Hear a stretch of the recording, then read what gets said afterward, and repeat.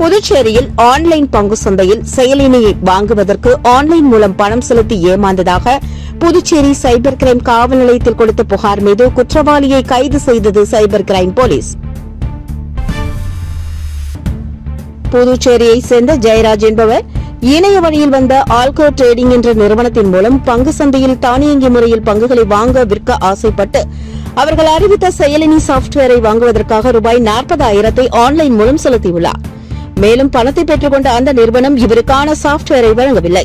உடனடியாக ஜெயராஜ் அந்நிறுவனத்தை தொடர்பு கொண்ட பொழுது அந்த நிறுவனம் இவருக்கு எந்தவொரு பதிலையும் அளிக்கவில்லை. இதனால் ஆன்லைன் மூலம் நாம் ஏமாற்றப்பட்டோம் என்பதை அறிந்து கொண்ட ஜெயராஜ் புதுச்சேரி சைபர் கிரைம் காவல் நிலையத்தில் புகார் அளித்தார்.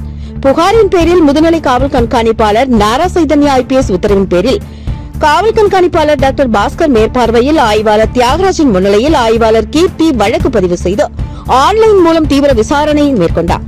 இதில் ஆல்கோ டிரேடிங் என்ற நிறுவனம் சென்னை வேளச்சேரி நர்த்தனம் பகுதியில் இயங்கி வருவது கண்டுபிடிக்கப்பட்டது.